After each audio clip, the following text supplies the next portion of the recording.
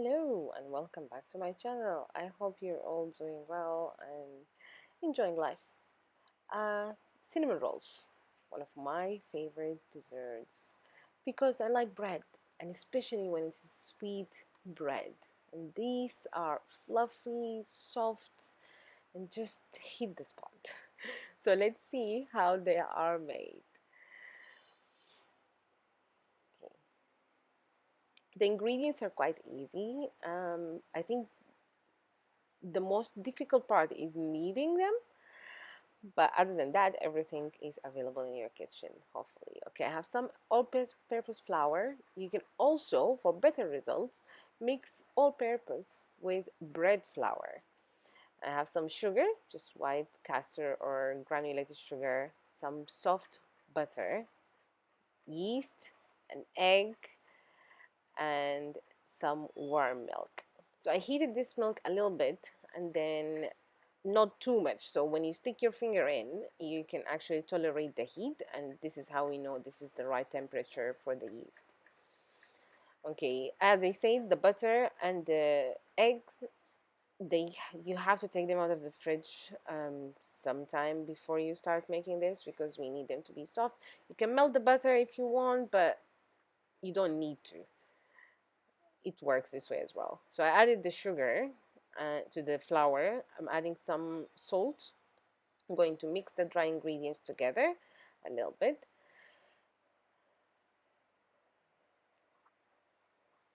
Okay, and then I'm going to add the butter straight away into the dry ingredients. If you melt the butter, you can add it to the milk, but as I said, it's an extra step that you don't need to do.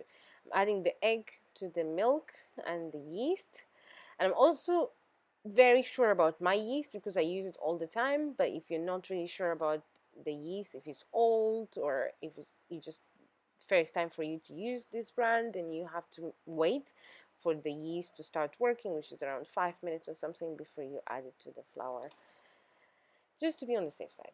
Now we start kneading. If you have a stand mixer, this is where you're going to use it. If you don't have it, you're going to use your arm strength and you're just going to knead. Knead and knead and knead. Add more flour, but not too much flour because we don't want this dough to become tough. So the more flour you add, the tougher it will be, of course, in the oven. Now I knead it for around 10 to 15 minutes and I'm doing the test. So it like tear some, like a little bit piece of the dough and try to stretch it. If it's stretched without it has any holes, then you're ready, you're done. Okay, I'm going to cover this and I'm going to let it rest to rise for around 45 minutes. If you live in a hot country, if you're in a cold country, this is going to take really long time. Maybe 2 hours, 3 hours. You can put it in the oven, like a preheated oven, but turned off. It will help. Okay, now for the filling. Before I spread my dough, I'm going to make the filling, which is soft butter again, some cinnamon, of course, and light and brown soft sugar. I'm using the two because I just really like the taste of the dark brown sugar, that molassesy like flavor, but you can totally go with just light brown sugar and you'll be just fine.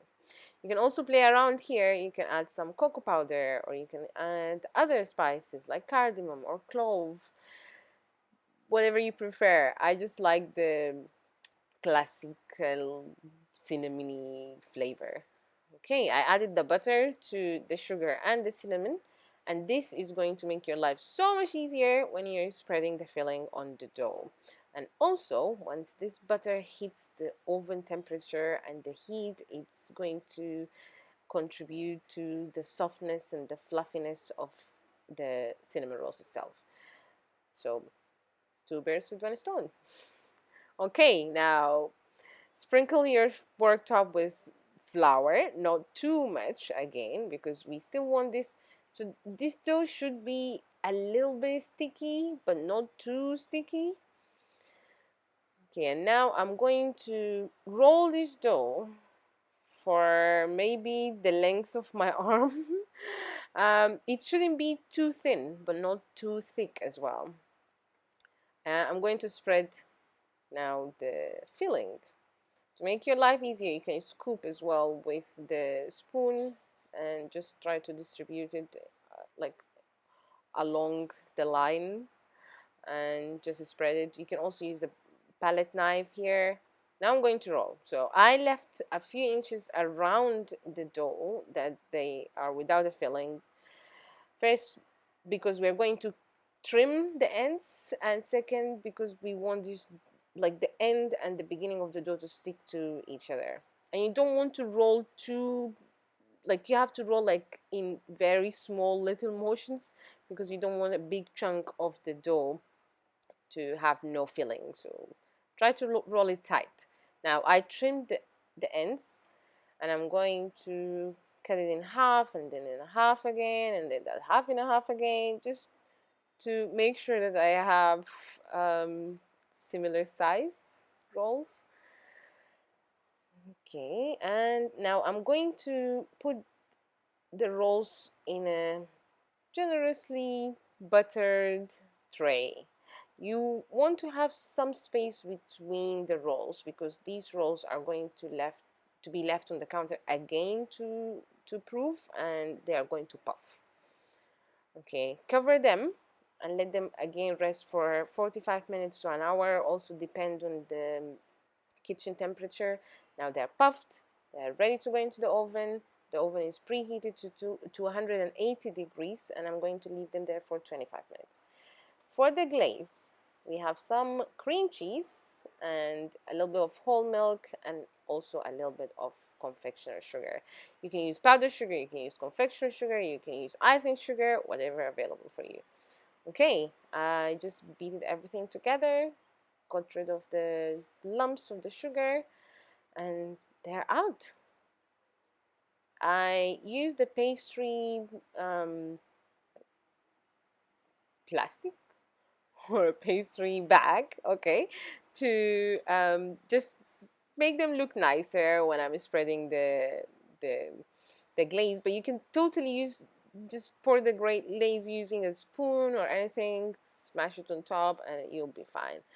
These cinnamon rolls are the cinnamon rolls. They are really good, fluffy, tasty, amazing, and as I said at the beginning, they just hit the spot right. So thank you so much for watching. I hope you try them, and see you guys next time.